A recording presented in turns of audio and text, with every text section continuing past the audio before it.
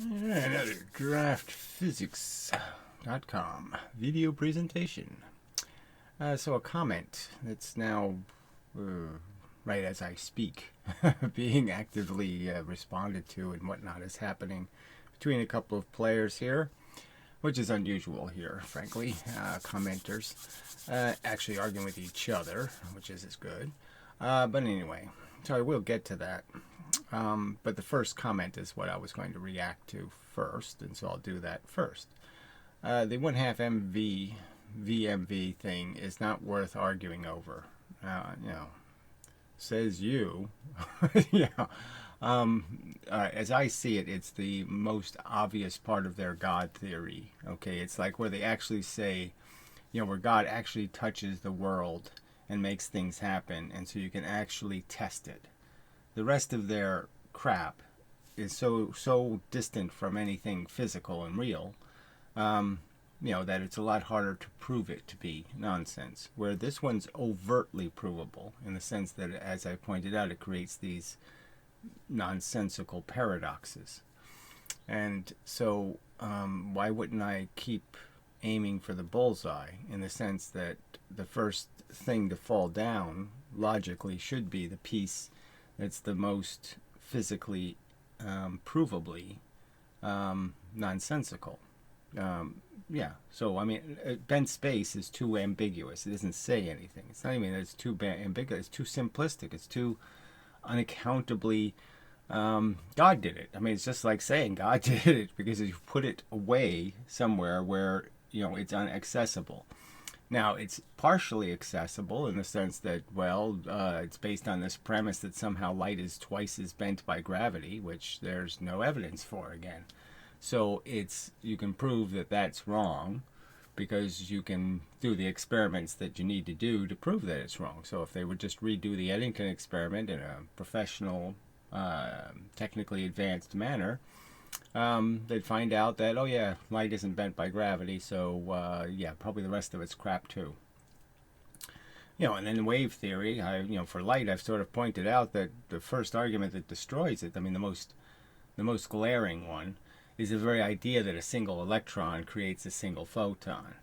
Can't happen because the photon has a gigantic polarization.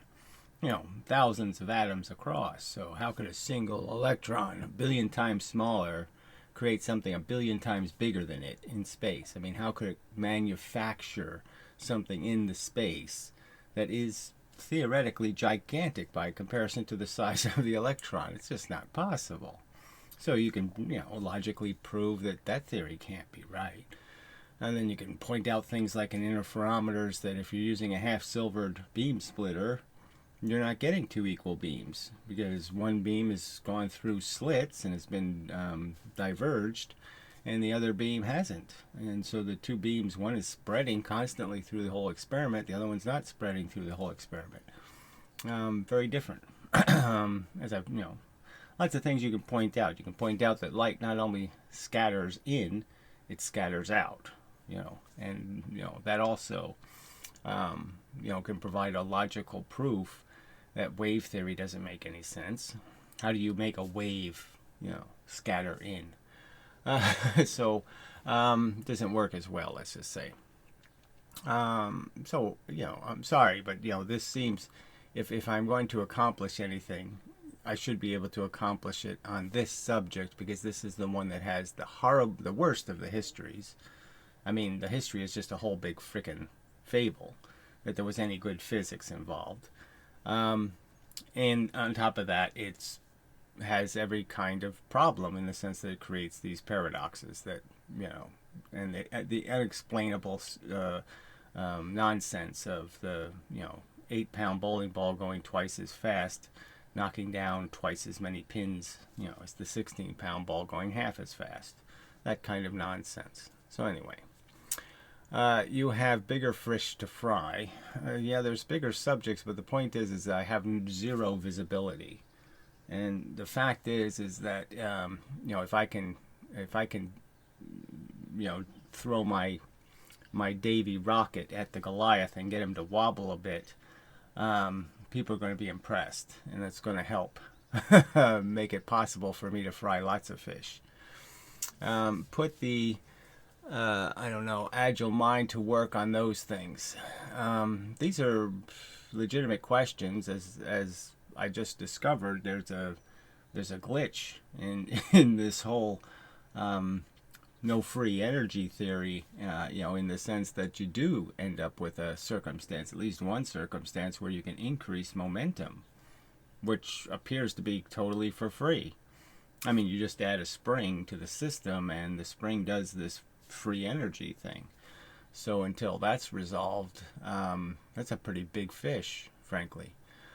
And you'll have much more interesting channel. So again, the channel only gets interesting when the competition gets interesting, when the argument, the opposing lawyer has to show up that can speak the right language, has some chance of not tripping over it's got to be better than a Stephen Bro, frankly. The opposition has to, be elevated to a level where they actually win, rather than just do clowny bullshit, show how big their clown shoes are and squeeze their little nose and go squeak squeak and ride their little tricycles. That ain't gonna, that's not going to draw a crowd. Everybody's seen clowns before. Let's see. It ain't bad as it is. Well, you're complaining, but whatever. But the kinetic energy thing is redundant. Well, the whole channel, in some sense, is now going to be redundant. Because, frankly, I've spent 10 years working on it, and now the working on it part is almost over, in the sense that most of it is pretty solid now. And, frankly, it's just waiting for the opposition to show up and make a counter argument. All right. Let's see. But the kinetic energy is redundant and only good for drawing in the trolls. So you say it's more of a troll subject. I think it's more evidence of just how difficult this battle's going to be, because smart people don't have any integrity, as shown with AB Science, who just keeps making the argument you're too stupid to understand. So like some religious kook, he just says, you haven't loved Jesus the right way. You haven't stroked him the right way. Oh, he's a wonderful lover once you get him going. Some sort of horse shit like that. Like, I don't understand his little secret code, and therefore I don't understand. And, just bullshit excuses to evade. And we've had the baldy cats pull the bigot card. I won't talk to bigots, even though there's no evidence I'm in any form or way a bigot, except I don't trust historians. Ooh, what a horrible thing. I'm such an evil person.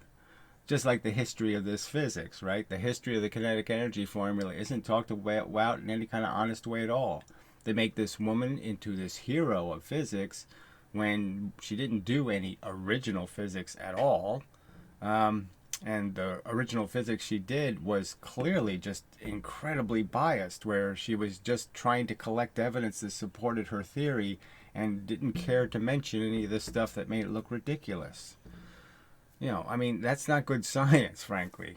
But she's a hero. The rich hero.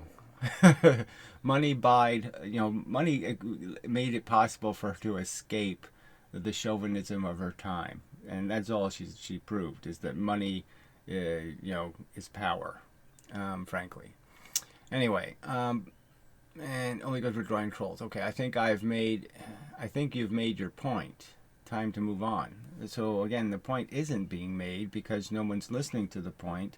No one's arguing the point. Everybody's arguing a bunch of other crap, like how stupid I don't know math, and I don't know the special code, and I don't know blah blah blah, all this bullshit. So anyway, so I reject your argument. I'm sorry if you're bored or uninterested. As stated, I'm a little stuck right now, I have to admit. I wouldn't mind mixing the subjects a little bit, but this new thing, this free momentum thing, is a little bit disturbing, so I have to frankly say it is something that's forcing me to ponder, because frankly I don't see the experiment as the experiment. Okay, I showed it to you. Professor Lewin did it. He started off with 100 joules of momentum. He bangs two things into each other, and now he has 130 going that way. Yeah, he has 30 going that way, but he has 130 going that way. And so how do you, how do you fix that logically? I'm telling you, you're not going to have an easy time of it. Frankly. So,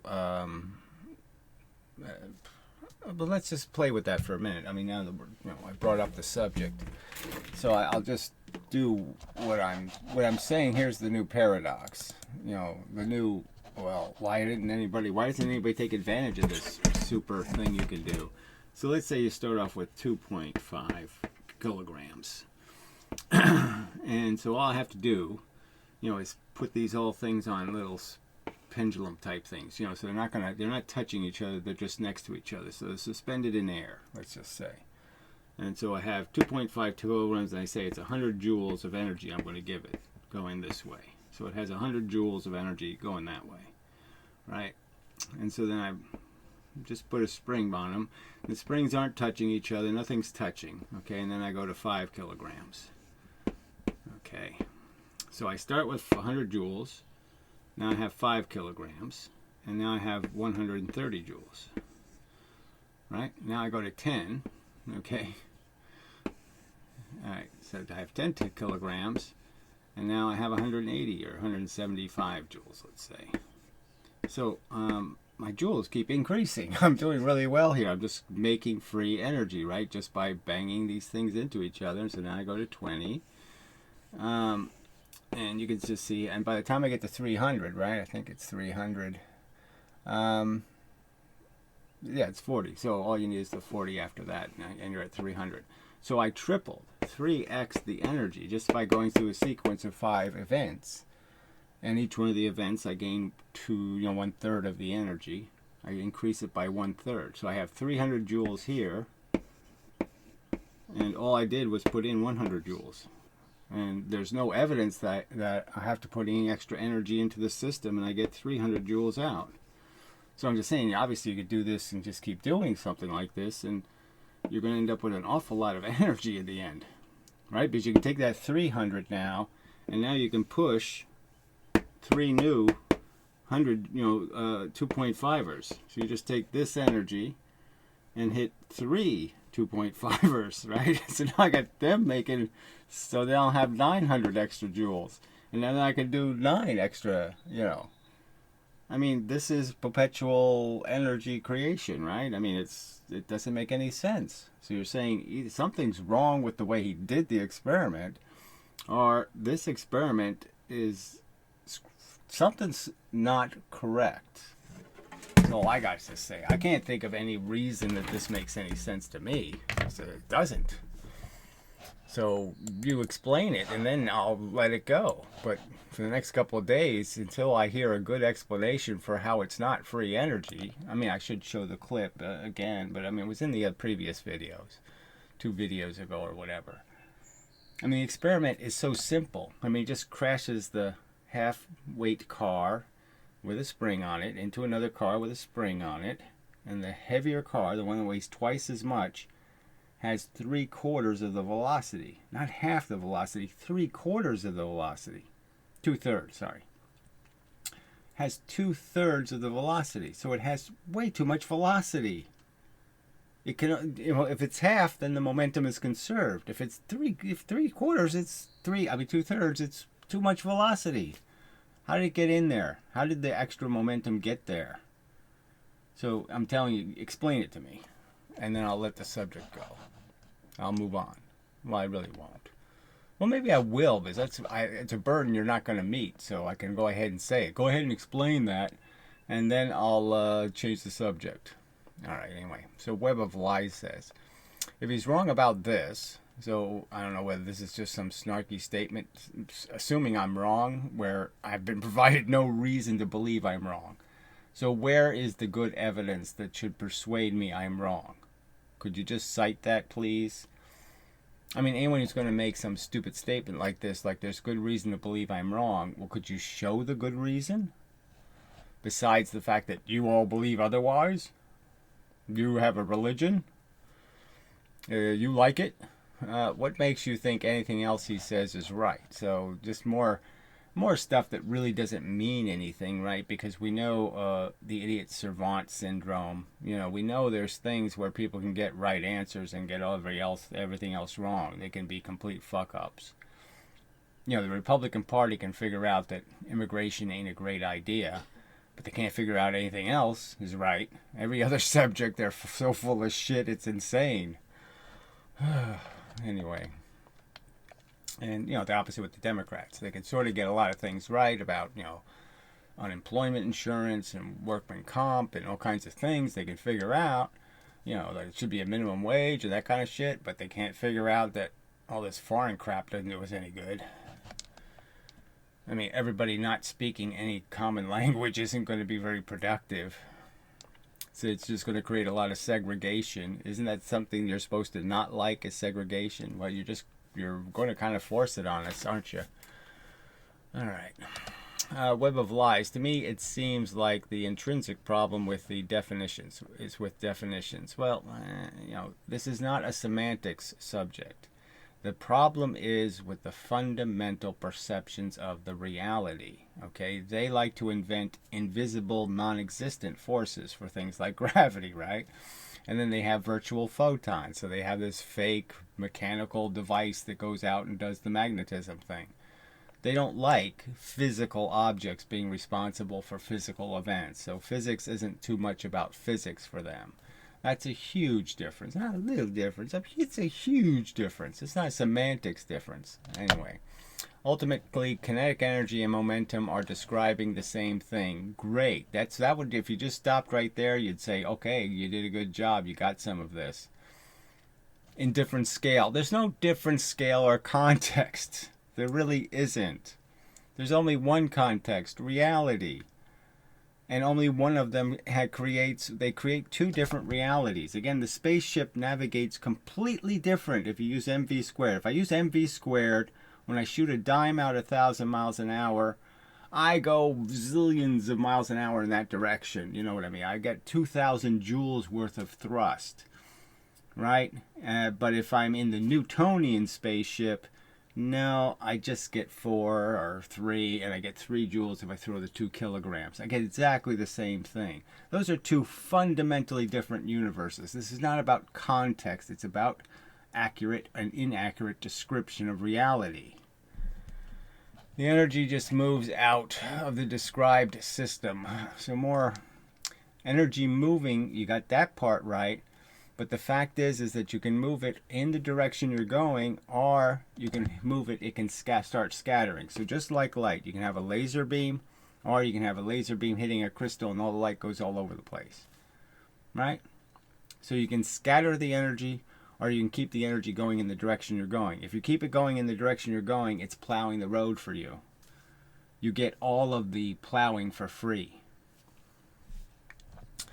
All right, the energy just moves out of the described system. I would say that all known observable interactions obey the same rule set with the momentum / kinetic energy. I mean, this is just such baby talk. I mean, what the fuck? How can it be this is the wave particle duality bullshit? The momentum and the kinetic energy are doing completely different things, but they're the same. No, they're not. Anyway. Argument arising out of discrepancies where the energy is in part transitory to another system physics scale. So that was just so gobbledygook, I'll have to just say, sorry, no sale. Fundamental, different descriptions of how the universe works. They think it's all bent space, gravitational, forcey thingy, blah, blah, blah. They don't understand that when something's moving, it's carrying a force. Now, yes, relativity means the fact that we're moving through space in a spaceship means that I can't see exactly which object actually has the forces. But the fact is they're all carrying something. One's carrying 20 and one's carrying 10, right? Now, it could be that one has 15. No, it can't be, they have to be the same proportions or we'd notice that difference. I'm just saying, you can't get lost in the bullshit of it. The fact is that the energy is transferred from one thing to another thing. I don't need an opposite reaction. If I give my money away, my poverty you don't need somebody to take the money out of my pockets. I already gave it away. You don't need a force to extract it from me because I've already given it away. That's a fundamental different description of the reality. All right. So then the same guy says to Web of Lies, which is, he says I'm wrong about this. Okay. Why not fire every scientist with an incorrect notion or theory? What makes you think anything else they say is right? Right. So every scientist who has a political opinion that's not acceptable, he should be kicked out of science because he can't do it anymore. Real scientists don't deny the existence of practical formulas. Okay, so this is Web of Lies. So again, practical formulas.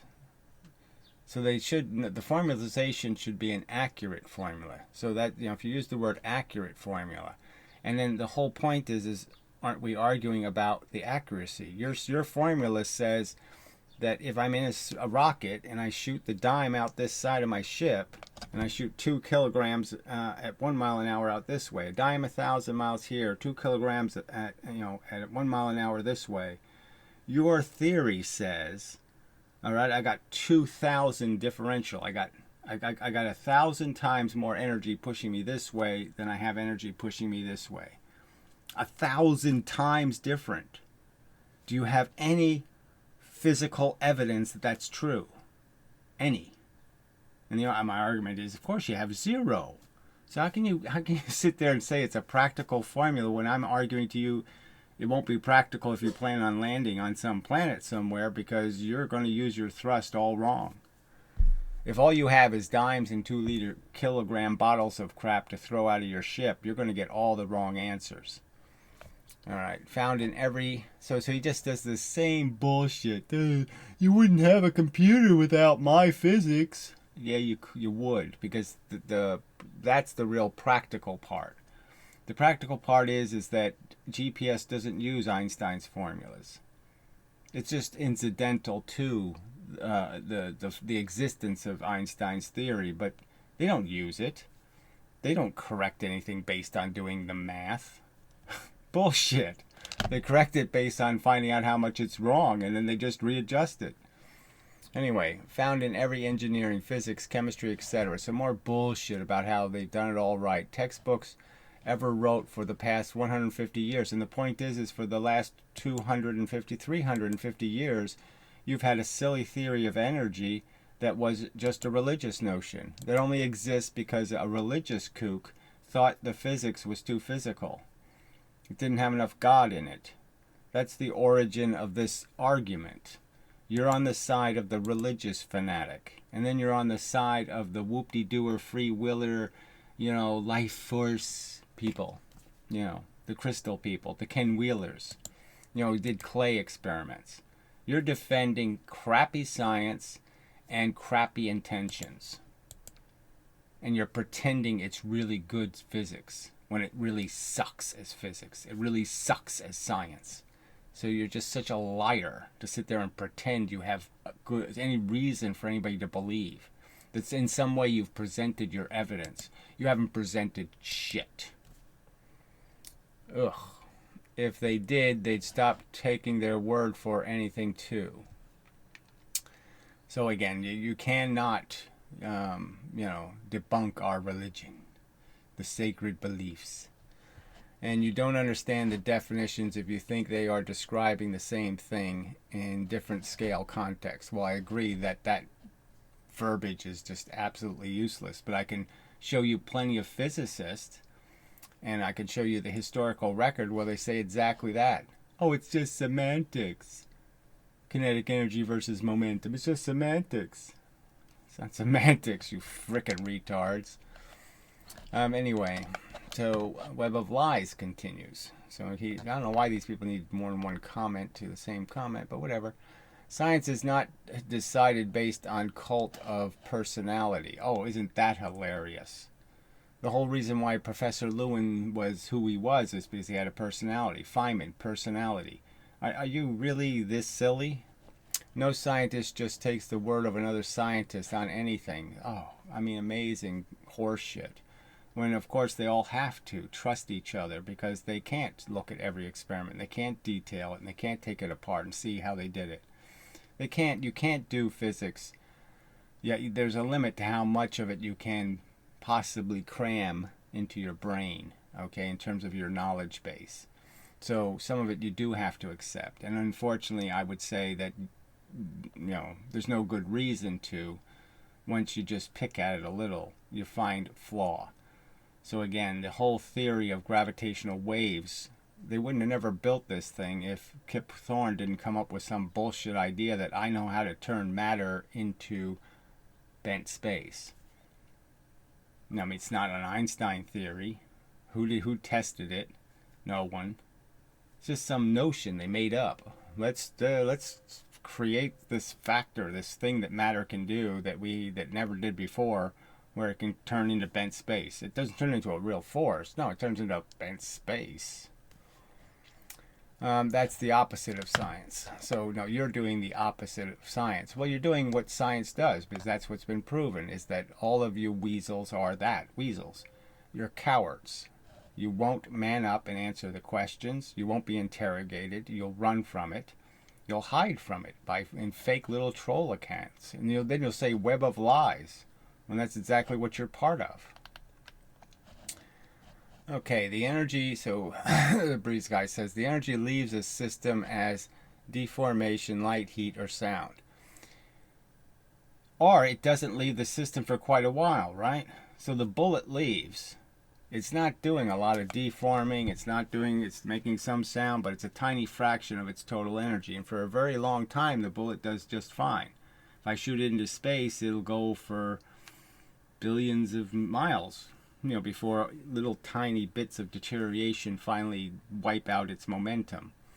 But it'll do awful well for an awful long time. And yes, it's not until you take it to another system, you move it from system that created its momentum to the system to some other system, where you're going to start extracting it. Now, that even to test there's Professor Lewin does the ballistics test, where to see how much energy the bullet has, how much velocity it has, momentum. But it's a very tricky business catching bullets, because what kind of friction you catch the bullet with, how much of the energy do you lose as heat and deformation before the energy hits the spring, so to speak. And that's the tricky part. How do you make the spring or the measurement device catch all the energy before it starts going this way and that way, and before it turns into heat? Again, I made the argument, if you put bowling pins in a row, I can take a 1 pound bowling ball and knock down 1 million bowling pins. Because, the energy just keeps going straight. If I line them up just right, I keep the energy going in one direction. And I have very little, all the sound and noise and all the other stuff ends up being a consequence of a less important consequence, in the sense I haven't sent big chunks of my energy off in other directions. So the more you can keep the energy going in the direction you're going, the more you're transferring it to some forward position. All right. I would claim that energy via movement of matter, and thus, the energy leaves the system as deformation, light, or heat. Ultimately, in the end, that's where we can't follow it anymore. But until it starts going sideways, if it keeps going forward, we can follow it. Okay, and deformation aside, I would claim that energy via movement of matter, it's the only form of energy there is momentum, and thus constrained as to the same mechanics. I don't know what this is saying. Real scientists don't deny existence of practical formulas. Okay, sure they do. Einstein did, Bernoulli did, Maxwell did, etc., etc. Clearly, formulas are subject to the same critiquing as whether you've gotten it right, whether it's an accurate condensation of an event. A formula, as I keep saying, is just a formalization. So you're just taking the essence of something. What are the important bits? Well, how fast it's going is important. How much it weighs is important. Blah, blah, blah. You're taking the important bits and just putting them into a relationship equation. And so you're just showing the same object. It's just like, showing x-rays of humans and saying, see, that's an important part, the bones inside. Anyway, do you realize that you're just mindlessly taking Gary's word when he claims kinetic energy doesn't work? So again, it has nothing to do with taking my word. Not a single one of my videos has anything to do with me saying, believe it because I said so, right? Every single video is explaining exactly why I believe. The reasoning applied. Why I don't believe what you believe. I don't believe what you believe because I've recognized that beam splitters have little holes in them, and the little holes mean that the light diffracts and that it spreads, it scatters. The little surfaces make the light scatter, and that's why the two beams are different. See? So there's real reasoning behind the argument. Now, the reasoning I gave for the kinetic energy formula are the obvious ones. Why not make wrecking balls out of light things going fast if they have so much more energy? Why don't professional bowlers use 8-pound bowling balls? Because they're going to clearly knock down more pins. Anything lighter, faster is going to knock down more pins. Faster is really important to you. You say fast means energy.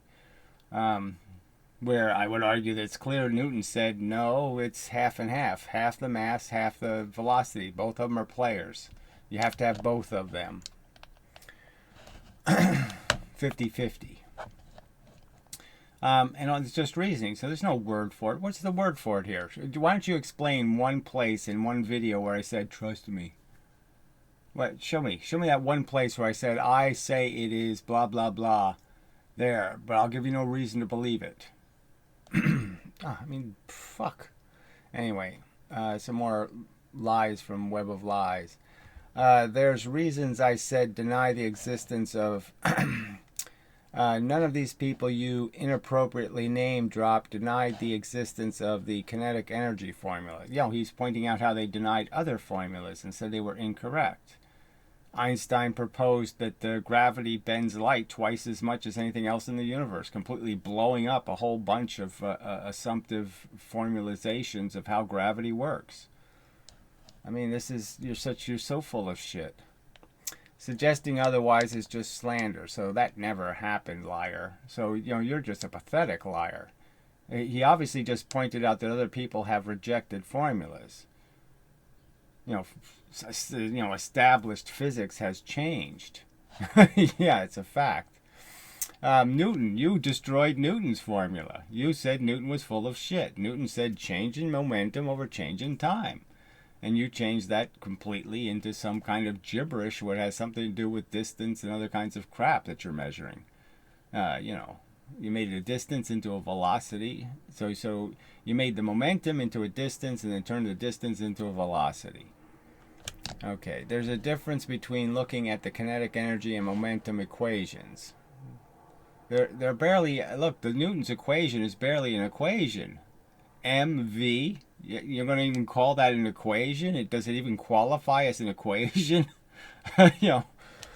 Understanding how they explain phenomenon and saying it is an incomplete picture. Well, that's clearly, I'm not saying it's just incomplete. It's clearly a biased picture. Again, all you have in the 1700s is clay experiments. You don't have anything else. And silly misrepresentations about gravity, because twice the velocity means you go 4 times higher, that somehow you have 4 times the energy. That's just ridiculous.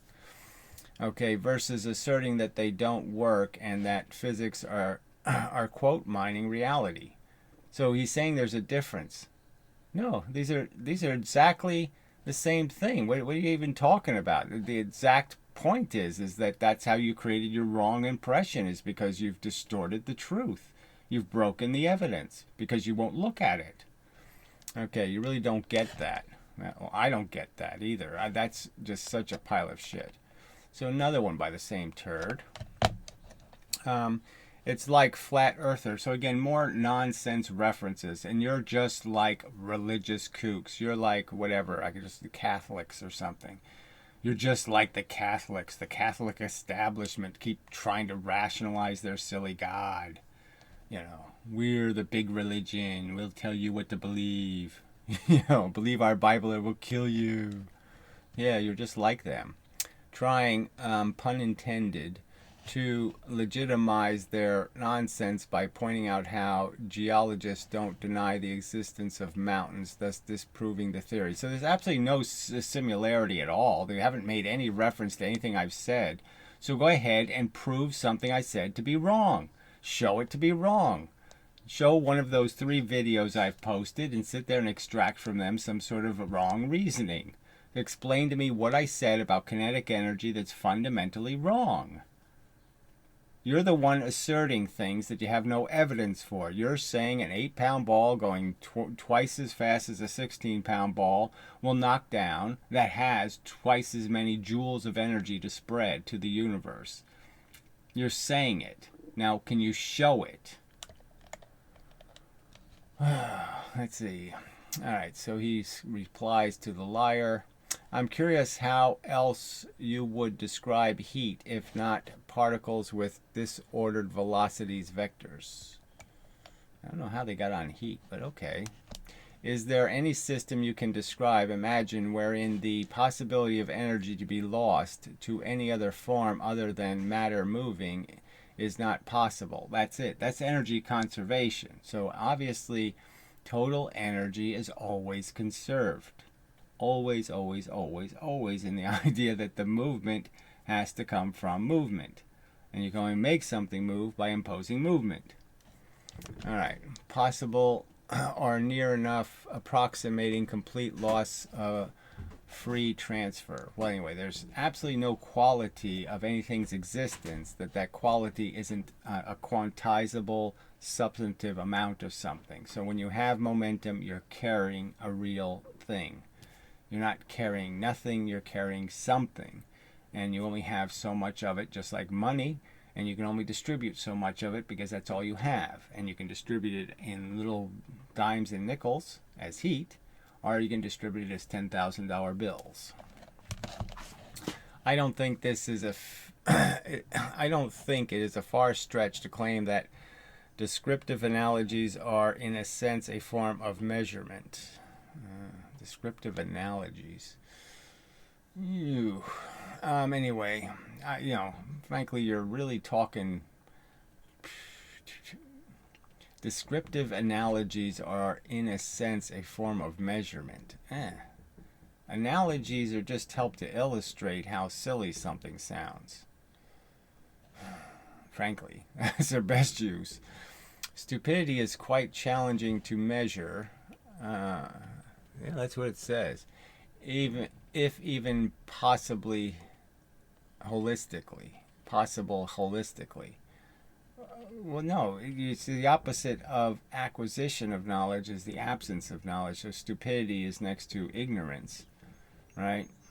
Or you could say stupidity is that you have too much information and there's too much noise in your information. So too many of your acquired facts are incorrect, and therefore you can't process any of the information you have rationally. So I would say that's the more dangerous thing. I just said it in the other video, right? The last video I made, I just pointed out how I'm not a genius. I just have a good filter. So the stuff I have kept to do my fact engineering with, they're good facts. Okay, so if you have good facts, you can do good fact engineering. You don't need to be so vitriolic, and yes, I'd say this same to Gary. And again, I'm vitriolic where, in what sense, blah, blah, blah, blah, blah, without huge provocation. I'm not mindlessly taking a position. It's extremely rude and insulting to just lay down and claim. Show more restraint. Well, you should ask him to show more evidence that somehow you aren't reasoning your own argument. You're providing reasoning for your own argument. You're not just saying what I said, and clearly you're not saying what I said. That seems pretty clear. So 4 minutes ago, there's reason I said deny the existence of None of these people. Okay, and so he name dropped. You never prefaced your early analogy with a specific formula only. Um, you just said practical formulas, which they all most certainly did. So he just made the same point I did, which is there's no reason for him to have assumed only um, the only formulas that matter are, kinetic energy formulas, and all other formulas can be disposed of by anybody anytime they want to without any kind of consequence. Yeah. So we'll just see if there's anything new. More replies. Right, so that's heat. So I don't think so. Yeah, so that's the end of it. Alright, so we'll go to this other comment. And because this one was quite disappointing, actually. These comments are just so annoying. I can't, I would make it larger and all this other stuff, but it's working so badly that I can't, anything, they just start overlapping each other and it's a mess. Anyway, I'm going to overthink this. Yeah, so that's a word you could use. You could call it thinking. I'm not sure I'd say you're overthinking. You're doing something else. Mushing. You're just stomping and, I don't know, jogging in place or something. I hope you don't mind. Well, I probably will. Do you know the full setup? We do not know the full setup, whatever that means. It's just more blah, blah, blah. Steve could give us more details on what the model is made out of. There's all different models, and none of them came with any schematics. So no way to interpret his experiments because he gave us zero information about any of them, frankly. Near to zero. How are the cylinders holding the middle rod, which helps the linear movement of the spring constructed? So again, all those little details, the little bits of friction we're not going to worry about. It's the big ones, the sliding versus rolling, huge issue. But consider the entire setup, blah, blah, blah. Look, we've already been over this. Steve's video is a pile of shit. Okay, it's really not reclamatable. The experiments have to be done better than that. Okay, I couldn't present experiments done that poorly with any credibility at all.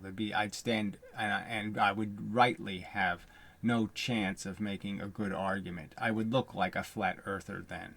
If I did a Stephen Bro style experiment, then I'm going to look like somebody trying to force it. All right.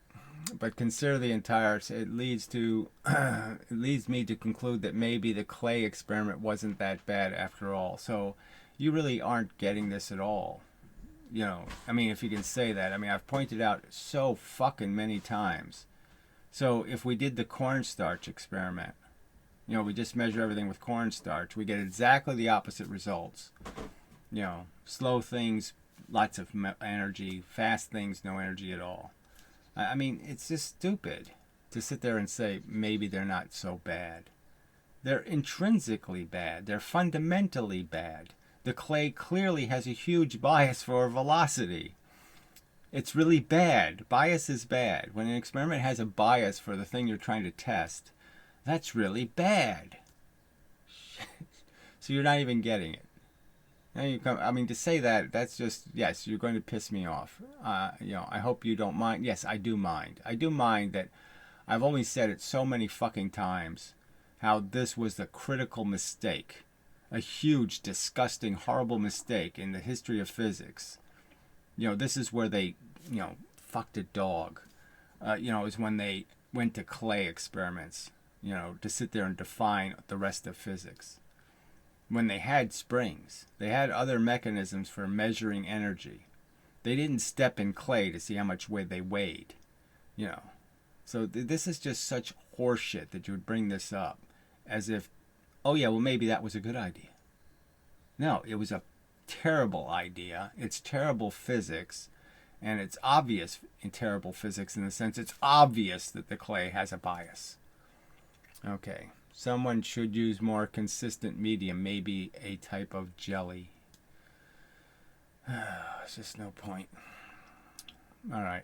if that's not a good idea, yeah, it's not a good idea. I guess springs could be used, but yeah, oh, I guess they could be.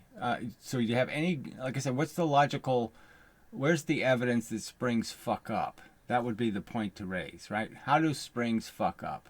Yes, they have limits. You know, you stretch them too far, they become permanently deformed and don't work anymore. So they have limits. You know, you have to be within their tolerances. But within their tolerances, do they show any inability to do their job, which is collect the energy? They're like a battery, and it can take almost any voltage, right? I mean, you can put 10 volts in, you can put 500 volts in, and the battery collects the joules of energy, okay, and doesn't care. And springs are like that. They don't care how fast you put the energy in. They don't care how slow it is. They don't care. A lot of things they don't care about. And they'll react proportionally no matter what you're using. So they'll give you a very good measure of something's energy. Have you provided any evidence that isn't true? No. You just, for some reason, am playing some benefit of the doubt game. Well, let's give Clay the benefit of the doubt. Oh yeah, there isn't any doubt, so let's do it anyway. I mean, this is just obnoxious mush. All right. If that's not a good idea, I guess springs could be used, but the whole thing, whatever that is, needs to cut out as much friction as possible. Yes, that's a big problem, is the friction. You want to, that's why you use air tracks, is because, yeah, it kind of works. The downside of air tracks is you can't change the mass of things, because the air track doesn't work very well if you change the mass too much. So to make a big mass, you have to make a longer mass, which is problematic. A spatially bigger mass. You can't, you can't use more dense objects. Anyway, but everything has advantages and disadvantages. Maybe something that makes, I think he brings up ice cubes here, frankly, which is really, anyway. So where was I? As much friction as possible while keeping everything straight, and maybe something flat. And maybe something that makes the ruler as the experiment takes place. I don't know, instead of needing to pause in a frame. Well, frankly, frame rate is a very good way, photography is a very good way of measuring velocity. And then I thought, what if ice cubes could be used to cut out friction? And how would you use them? How could you compensate for the difference in their melting density, their masses? All kinds of things would be a mess. Some would melt more, some would melt less. I mean, they're just going to create more irregularity. Let's think of even simpler ways to do this. Well, I'm just saying there's already hardware designed for that purpose, and we should just find some way to get the people who have the hardware to do the experiments, right? That would be the simple solution, wouldn't it? Yes, I think it would be. All right, so let's do this little bit of a Professor Lewin clip. And so this is a different thing. So he's on the subject of impulse and rockets and thrust, and he says something that just, so he has they have this theory that if something bounces, and that means it leaves and goes this way, that it takes energy to force it to go the other way. So not only did you have the momentum of it going in, you have some new force that makes it go out. So it's not reflecting. It's not its own force shown to it. The flashlight doesn't just turn, and now the light's changed its direction, which is, to me, the obvious answer. They actually think it's another force. So, this is a key thing, because now they think that means that this momentum went in, and if this momentum comes out, that's double the momentum. That's twice as much momentum. Where I'm doing exactly the opposite. I'm saying, no, you just pour this in, and if this doesn't stay in here and gets poured back out, well, that's the action. So there's only one force. There's not two forces. So he says something here. It's just a throwaway line. Again, you can't take it too seriously, like he thought about it, but it's just the fact that he could say it just illustrates the how their mind is. Their mind really doesn't think about energy as something you're giving. and that something else receives it. Okay, and then it goes to somewhat like a virus spreading. They're not really seeing energy as now obviously viruses multiply, but I just mean you're not just getting something from something else, catching what they have. All right, so we'll play this a little bit. Scale is 5 meters per second, you better believe it that you will see that the bathroom scale will reach an average force of about 20 newtons. 4 times 5. If it weren't tomatoes, but if they were super balls which would bounce up, then the momentum change would be double, and so the bathroom scale would indicate 40 newtons. So he's saying that I can change how much the scale reads by changing what mass I'm throwing on it, which, we all should know that can't make any sense. The bathroom scale is already a spring. How would making it springier, or putting another spring on top of it, mean that I can double the amount of weight I weigh? And so instead of it being 2/3, as in the other circumstances, because now I'm tied to some infinite earth, the scale, he's saying it's a full twice, that somehow I'm doubling the force. So I throw a rubber ball at the scale, it'll read twice as much momentum as a non-rubber ball. That somehow I'll compress the spring twice as much, where that just can't be true. And I have seen no experiment demonstrating that. So there's something wrong with that theory, frankly. So that's sort of where we're stuck. So we're still stuck with this idea of spring. So and the other key thing to think of is that I would never have intuitively called springs elastic, right? Right? Because they're not hard. They store the energy. So it's a very different thing than elastic. Elastic is supposed to be, Newton's balls, the kinetic thing, hard things. It's a very broad definition, this elastic. So it gets so convoluted and messed up by very imprecise language about what exactly elastic means. And so they consider storage devices, anything that stores energy, elastic. So a tennis ball is elastic, and the best elastic would be a Super Bowl, where you're thinking that should be the worst example of elastic. So anyway, so I don't think there's anything. I'm just saying that it's a statement. You take it for what he's saying. I mean, I've never seen this work where you can throw different things at the scale and change how much energy it reads. How much hits it. It's because it's measuring the weight, the pressure. And you can't change how much pressure it hits with by changing what it's made out of. All you can do is change how it reacts to hitting it. It's a real thing. It's a real force that you can record. All right, he says you can really do it, but this isn't part of the experiments he's done, right? So these are kind of important experiments, I would think. If this was really true, that you could vary how much the spring is compressed by changing silly things about the object you're throwing, I mean, obviously, if you have to collect the energy. So obviously, if you're trying to collect a tomato with a sieve, then some of the tomato goes through, so you're not going to get all the energy because some of it goes through, right? So I mean, you have to actually collect it, rationally. But to think that there's, that I could have a rational collector, and that the rational collector is going to actually realize twice as much energy because I changed from super ball to metal ball with the same weight. I'm just saying, same weight again, and we're weighing it. Scales work, and they wouldn't work if this were true, that all I have to do is have bouncier feet, and I change, more spring in my toe flesh, and somehow I'm going to change how much I weigh. All right, anyway, I don't think there's anything else. Now I'm going to be a little bit unpleasant to you. I'm going to throw rotten tomatoes at you. All right, so he's just getting to the point. This is a really bad analogy for thrust, which is just the equal and opposite reaction argument. So I don't know why he's using this tomato example, because tomatoes impart their their energy before they fall apart. You know, so they push on something first, and they fall apart after they did the pushing. Okay, so they, you know, it's not as it's